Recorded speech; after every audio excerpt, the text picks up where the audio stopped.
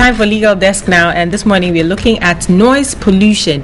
Now, the Accra Metropolitan Assembly has instituted bylaws to regulate noise in the city. However, most organizations continue to flout these bylaws. With the increasing number of places of worship and entertainment centers, do individuals have to adapt or take the legal route to curb the unbearable noise emanating from these places? Anthony Jackson has this report.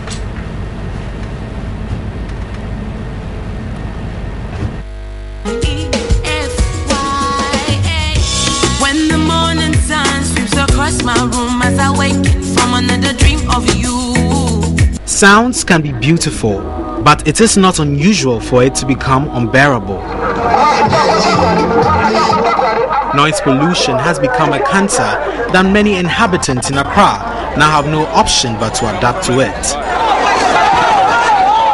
Excessive noise tends to make people irritable and could fuel high blood pressure disease. For a pure residential area, you are not to make noise over and above 55 decibels during the daytime and 48 decibels at night. Though we have the EPA, the assemblies and bylaws that stipulate the acceptable level of noise within the day and night in the city, they seem to be of no enforceable value.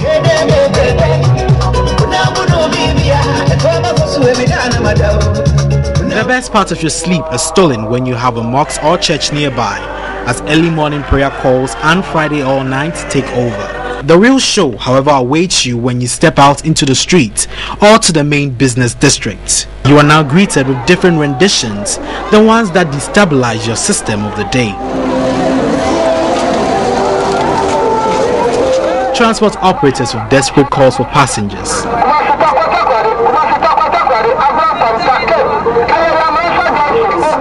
Music CD sellers with huge speakers turn to the maximum volume.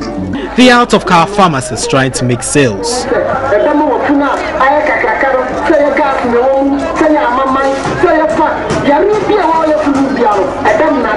Perhaps the major culprits are houses of worships and entertainment centers.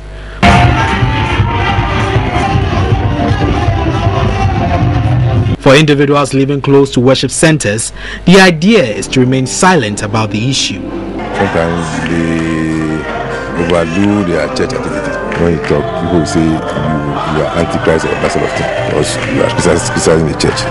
The director of the Metro Health Department of the AMA said it was impossible to monitor these centers as most spring up without permits. Even yesterday we were in court over a case which was sent to court some 5 years ago, and it is still going on. It is very, very frustrating.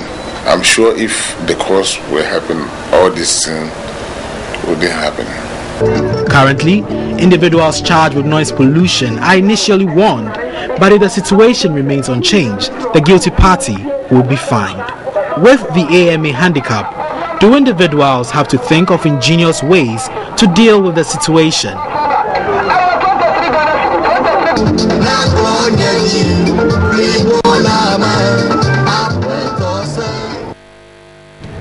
Right, okay, so my guest this morning is Bobby Banton. He's a lawyer from Minka Premo. Good morning, Bobby. Good morning, Sandra. Good to see you. Nice to meet you again. Right, so this morning we're talking about noise pollution. Now, does the law make any provisions at all for noise pollution? Yes, we have the environmental assessment regulations passed in 1999, which seeks to regulate the level of pollution, noise, waste, any other pollution you can think of. And we have the Environmental Protection Act, which is the parent company which deals with such matters. Okay. Right now, you mentioned the level of noise. Now, generally, it would seem that Ghanaians are very ignorant about the level of noise that's permissible in certain areas. I understand that for commercial areas and residential areas, there are different levels of noise that is allowed or permitted. Can you kind of give us a few figures as to what the level of noise should be in some of these areas? The municipal assemblies, be the AMA, LADMA, LECMA, KMA, they have the right to classify areas according to residential, commercial. Even within the residential and commercial, there are further classifications. Right. So depending on the area that you find yourself in, the level of acceptable noise could vary. I think averagely for the residential areas, you have about 50 decibels, and then for the commercial areas, ranges between 65 and 70. How do we know what is 50 decibels? How do we it's calculate or measure these decibels? The Environmental Protection Agency has environmental protection inspectors. They're empowered by the Act and by the regulations to enter premises or areas. They have their own barometer, the means of checking to determine whether or not the noise making here has reached these levels. Now, one issue with that is that they will not have the ability or the means to go to move from one area to another area. So it behoves on the individuals to make a complaint and invite them. So if you live in a certain neighborhood, at what kind of noise level is above the 50 decibels, like you're saying, to make you want to lodge a complaint? What kind of noise are we talking about? Unless you are a professional who has the instrument for measuring noise in your house, wouldn't know. You will not know. But then again, when you think that the noise is becoming a nuisance, you would have to inform them, the local assembly or the local authority, and then who would invite the municipal environmental protection inspectors to come within the area and then measure the noise by these entities or bodies or whoever is making the noise. Now, we've talked about residential areas as compared to commercial areas and industrial areas and all of that, but some residential areas have churches and entertainment centers and all of these places situated there. So do they also have to conform to these noise levels, these decibels? The position of the law is that before you undertake any project that, in their opinion, would result or has the possibility of resulting in such a nuisance or noise pollution, you're supposed to seek a permit, conduct or undertake a noise assessment level before you go ahead. Now, the law has a schedule that lists these projects, buildings and all that, but they do not include what has become the usual, like the mosques and the churches. Now, be that as it may, the law also provides that if after you have finished with the project, the people in the community feel that the noise making is becoming unbearable, they can now invite the municipal assembly, and who in turn will invite the noise inspectors, and then they would have what they call a public hearing to determine whether or not they should continue with that project, and then determine the noise levels. So depending on the class that you fall or you've been classified under, they can say, hey, the noise is too much, you should stop or you should continue, but during these times. So it's an issue of the public taking the step first before the assembly or the authorities can come in. Okay, well, what kind of steps can you take if, for instance, you live in a neighborhood where, let's say, your next door neighbor plays very loud music above these 50 decibels, like you're saying? What kind of steps can you take to kind of it's difficult if it's a one-time event, because by the time you even report and they come, the noise would have abated. What if it's a constant thing? Every night he's partying, he's playing loud music. What can you do? Who do you go to? Because it becomes a criminal offense if you breach the regulations. The individual cannot take it upon himself or herself to go straight to court to prosecute the criminal agenda. What you must do, like I said earlier on, so noise pollution is a criminal. Yes, it's a criminal offense. The punishment is 200 Ghana cedi or 1 year imprisonment. Either of the two or both.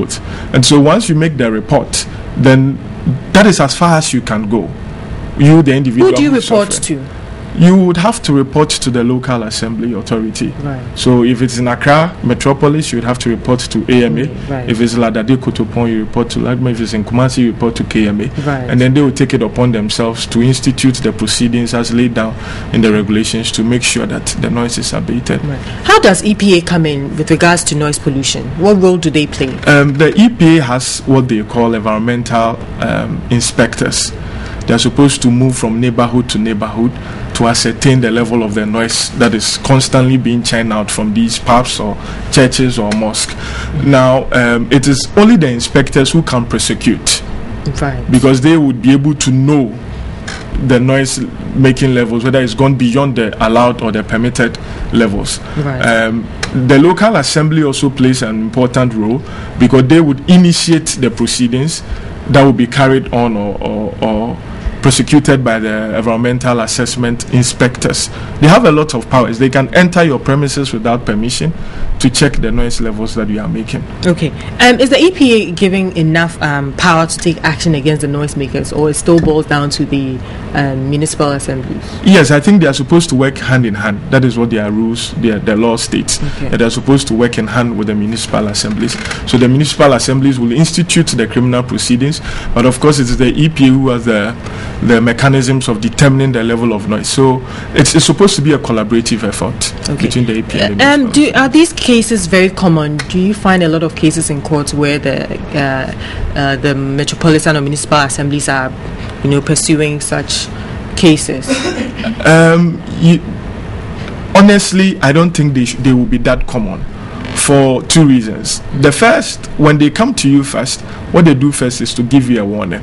And a lot of people abate their nuisance after the warning has been issued, because then you know that if you persist, then there's likelihood that you'll be imprisoned or fined. Because once they go to court and inform the judge that, listen, we gave this person the warning, the person persisted in the offense, then the judge may impose the strictest of punishment. So once the warning is given, I think a lot of people abate. Okay, let's talk about the churches and the mosques for a little bit. I mean, these are the main culprits when it comes to noise pollution in some of our neighborhoods. And we've been told that according to the AMA bylaws, a person conducting a religious service shall not play or cause music to be played so loudly as to cause a nuisance to the public. What is the assemblies doing about this? Are they checking them? Are they well regulated? Are they able to, sanction them properly? It's not, the law should not respect any person. The churches and the mosques are supposed to come under these provisions. But you see, because of our cultural settings, it's difficult for the AMA to take on a church. Exactly. I'm yet to hear of a church being, asked to move or relocate or demolish because of noise pollution in a certain area. Once the complaint comes in, all that they need to do is to put soundproof windows. And then at the end of the day, the noise will not come out. Yes. But that doesn't happen. Right. So, let's say, for instance, I have a neighbor who prays very loudly every night.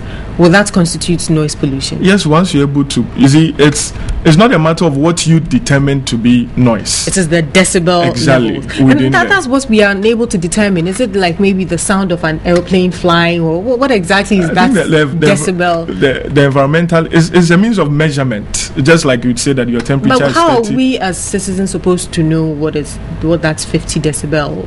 The environmental inspectors have the means of calculating that. So anything that you perceive to be excessive noise, as long as yours is just to report it, and they will come and measure exactly whether or not they are within the time the limits allowed. And that's all the time we have now for this segment. Thank you so much. Bobby Banton has been my guest, and we've been talking about noise pollution in the country.